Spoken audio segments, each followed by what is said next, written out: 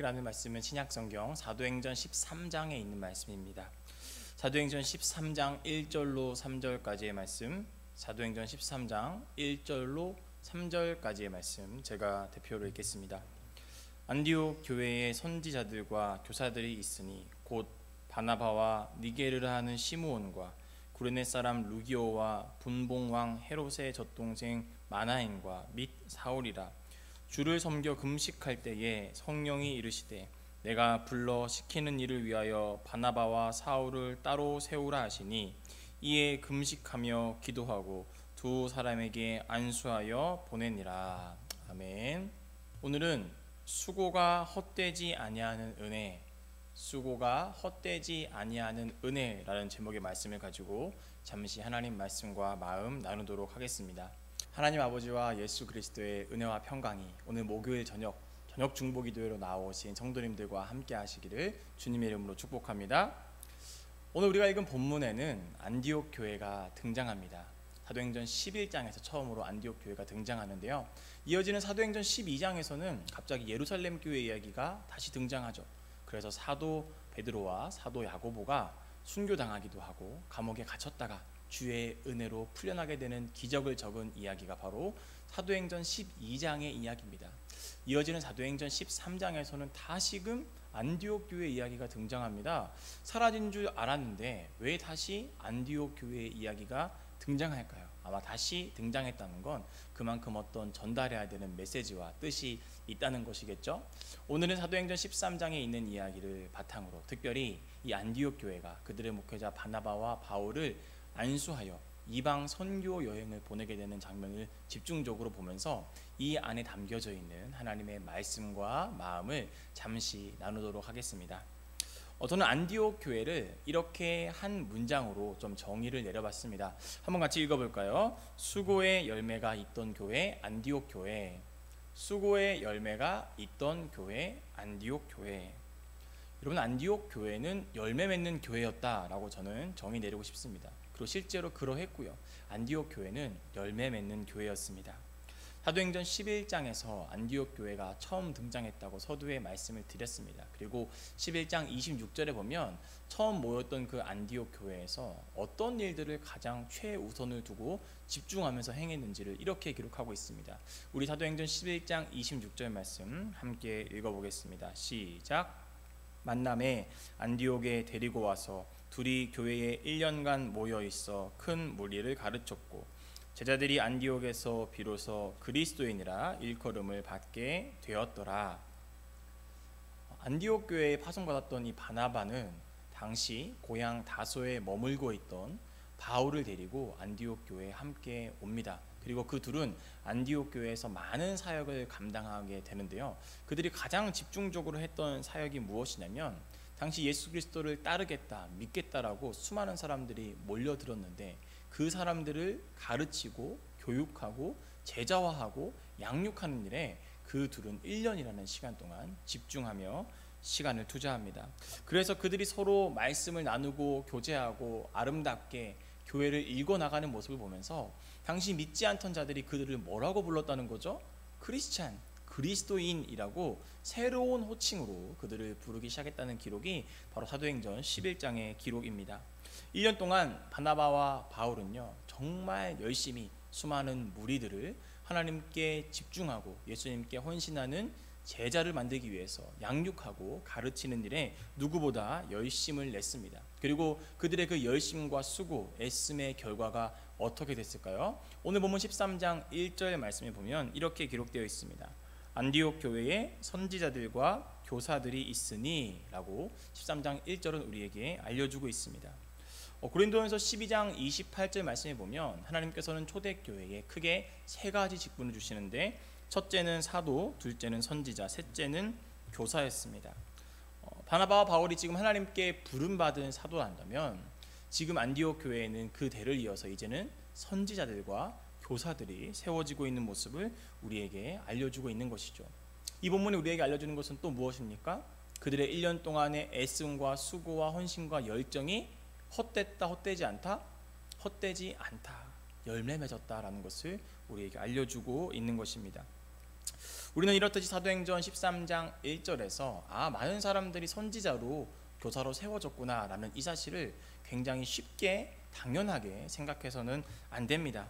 안디옥 교회에 많은 선지자와 교사들, 직분자들이 세워진 것은 전적으로 하나님의 은혜 덕분입니다. 그 교회에 많은 직분자와 헌신자들이 세워진 것은 시간이 지났기 때문에 따라온 당연한 결과가 아니라 그것은 전적인 하나님의 은혜 덕분이라는 것입니다. 여러분, 그렇다면 은혜가 무엇일까요? 은혜가 뭘까요? 올 초 저는 하나님께 이렇게 기도했던 기억이 있습니다. 하나님, 은혜가 뭡니까? 은혜가 뭡니까?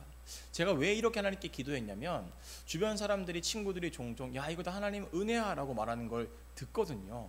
그런데 그 은혜가 정말 내게 일어난 결과들이 하나님의 은혜 덕분이라는 감사와 그 신앙 고백을 가지고 했던 고백인지, 아니면 그저 자기의 성취와 결과에 대해서 하나님의 은혜라는 이름으로 합리화하시고 싶은 건 아닌지, 약간 이런저런 의문이 드는 질문들, 의문이 드는 고백들이 종종 있더라고요. 야, 정말 저거를 은혜로 여기서 은혜로 말하는 걸까? 아니면 은혜라는 이름으로 자기의 결과를 포장하고 싶은 걸까? 이런 생각이 많이 들었던 거죠. 하나님, 은혜가 무엇입니까? 주여, 은혜가 무엇입니까? 은혜가 무엇입니까? 정말 간절히 하나님께 간구하고 물었습니다. 그리고 올 초 2월 22일 저녁 10시 4분경에 하나님은 제게 은혜란 이런 것이다, 은혜란 이런 것이다 라는 깨달음을 주셨습니다. 은혜란 내가 한 수고들이 헛되지 않도록 하시는 하나님의 마감질이다. 우리 집에서 한번 같이 읽어볼까요? 시작.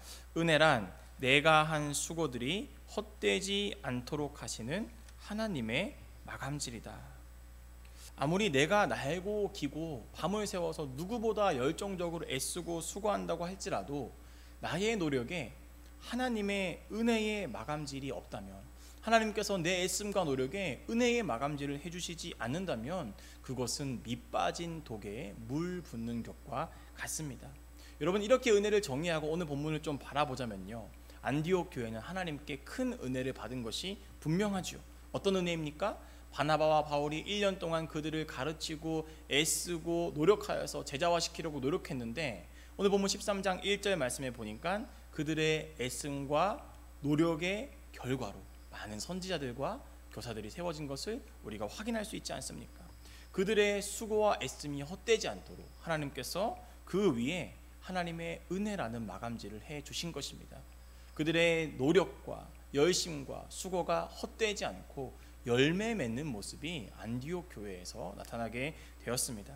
여러분, 심었는데 그 자리에서 심은 대로 열매가 생긴다는 것은 어찌 보면 당연한 것이 아닙니다. 누가복음 13장에 보면 포도원에 심은 무화과나무 비유가 나옵니다. 주인이 포도원에 무화과나무 한 그루를 심고 열심히 물을 주고 열심히 가꾸고 애지중지하여서 그 나무에서 열매 맺기를 기다리고 있었는데요, 3년이 지나도 그 나무가 열매를 맺지 못합니다. 수고하고 애쓰고 기다리고 인내했음에도 불구하고 열매 맺지 못하는 그 무화과 나무를 향해서 주인은 과감히 찍어 버리라 라고 이야기를 하고 있습니다. 물론 이 비유는 회개하지 않는 자들에 대한 심판에 대한 비유긴 하지만, 이 비유가 우리에게 알려주는 또 다른 측면은 수고하고 기다린 것에 비해서, 애쓴 것에 비해서 그에 따른 당연한 결과나 열매가 맺히지 않는다는 이야기도 한쪽 측면에서는 우리에게 들려주고 있는 것이죠. 오늘 본문은 우리에게 이런 메시지를 던져주고 있습니다. 가르치고 세우는 일에 수고하라. 가르치고 세우는 일에 수고하라. 안디옥 교회가 처음 시작되던 그 시기에 바나바와 바울이 집중했던 것은 많은 사람들을 가르치고 그들을 예수 그리스도의 제자로 양육하는 일이었습니다. 단순히 어떤 성도의 숫자를 늘리기 위한 가르침이 아니라 정말 예수 그리스도의 삶과 그분의 메시지와 그분의 사랑과 그분의 열정을 한 영혼 한 영혼에게 부어서 한 영혼 한 영혼에게 가르쳐서 작은 예수로 만들고자 하는 그런 신실함과 진실한 충성과 애씀이 바나바와 바울에게 있었던 것입니다. 여러분, 돌이켜보면 그렇게 신실한 자들을 교회 일꾼으로 세워두고 다음 세대들을 양육해 놨기 때문에 성령께서 바나바와 바울을 이방 선교의 자리로 파송하게 하실 때에 안디옥 교회는 그렇게 과감하게 거침없이 그들을 파송할 수 있었던 것입니다. 교회는 이렇듯 가르치고 세우는 일에 집중하고 수고해야 합니다. 누군가 한 명이 빠졌을 때 그 자리가 너무 커서 휘청거리는 교회, 큰 구멍이 나는 교회가 아니라 누가 빠져도 누구나 그 역할을 할 수 있는 그리스도의 장성한 분량에 이르는 그리스도인들이 많은 곳이 바로 교회가 되어야 한다는 것이지요. 신앙은 유전이 아니라 훈련입니다. 믿음이 없는 자들을 가르치고 그들을 양육하고 그들의 믿음을 업그레이드 시켜야 되는 것이 교회의 사명이자 역할입니다. 더불어 잘 믿고 있던 자들은 낙심하지 않고 그 믿음을 잘 유지할 수 있도록 돕는 것이 교회의 역할이자 사명입니다. 양육과 가르침의 열매들인 수많은 제자들을 하나님이 명하시면 믿지 않는 자들을 향해서 과감히 파송하고 있고 그들을 위해서 과감히 우리의 것들을 나눌 수 있는 그런 열정과 사랑을 가르치는 것도 바로 교회의 사명이자 역할입니다. 이 모든 일들을 그리스도의 몸된 교회가 감당하기 위해서는 우선 교회가 바나바와 바울처럼 가르치고 양육하는 일에 수고하고 애써야 합니다. 교육부 여름사역이 중고등부를 제외하고 지난주에 다 마무리가 됐죠. 많은 전도사님들과 부장선생님들이 애쓰고 기도했습니다. 그리고 온라인이라는 처음 보는 환경 속에서 아이들의 눈높이, 아이들의 가정에서의 은혜를 위해서 참 많이 전도사님들과 부장선생님들이, 선생님들이 애쓰고 노력했습니다. 담임 목사님께서도 이 모든 사역들을 위해서 필요한 장비들을 물심양면으로 지원해 주시고 또 교육자들에게 격려 전화, 또 위문금도 지원을 해 주셨습니다.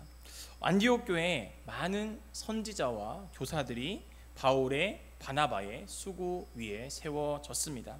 우리 꿈마을 엘림교회 올 여름의 수고 위에도 하나님의 은혜의 마감질이 함께하여서 우리 교회를 든든히 세워나갈 다음 세대가 세워지는 이 수고의 열매가 있는 교회, 수고의 열매가 맺히는 우리 모든 꿈마을 엘림교회의 부서들이 되기를 주님의 이름으로 축복합니다.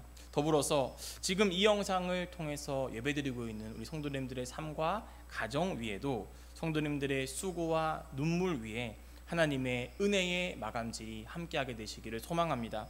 성도님들의 고민과 애씀, 눈물과 노력이 헛된 것으로 끝나지 아니하고 하나님의 은혜의 마감질을 통하여서 반드시 눈물의 열매, 수고의 열매, 애씀의 열매가 맺혀지게 되시기를, 그런 은혜를 하나님께서 우리 교회와 성도님들의 가정 가운데 부어주시기를 주님의 이름으로 축복합니다. 기도하겠습니다. 하나님, 우리의 수고가 헛되지 않기 위해서는 수고 위에 은혜를 더하시는 하나님의 마감질의 은혜가 필요합니다. 나의 노력, 나의 애씀, 나의 투자가 아니라 하나님의 은혜로 열매 맺는 인생을 살아갈 수 있는 우리 꿈마을 엘림교회와 성도님들이 되게 하여 주시옵소서. 감사드리며 이 모든 말씀 예수님의 이름으로 기도드렸습니다. 아멘. 우리 시간 첫 번째로 우리 코로나19의 종식과 영적 회복을 위한 공동 기도문을 함께 읽도록 하겠습니다. 함께 읽겠습니다. 시작. 하나님 아버지, 다시금 코로나19의 확진자가 증가하여 모두가 불안하고 어려운 시기를 보내고 있습니다. 사회적 거리두기도 상향되어 자영업자들은 한숨만 나오고 일상생활이 많이 부담스럽습니다. 주여, 이 나라와 국민, 세계에 퍼져 있는 코로나 바이러스가 하루빨리 하나님의 은혜의 마감질로 종식되게 하여 주시옵소서. 우리 성도님들의 모든 걸음과 행적 가운데 함께하여 주시옵소서. 오고 가는 모든 발걸음을 지켜주시고 평안케 하여 주시옵소서. 특별히 모이지 못하고 온라인으로 예배하며 만나고 교제하려 애쓰고 있습니다. 저희의 교제와 수고가 헛되지 않도록 교회의 모든 온라인 사역 위에 하나님의 은혜의 마감질로 덧입혀 주시옵소서.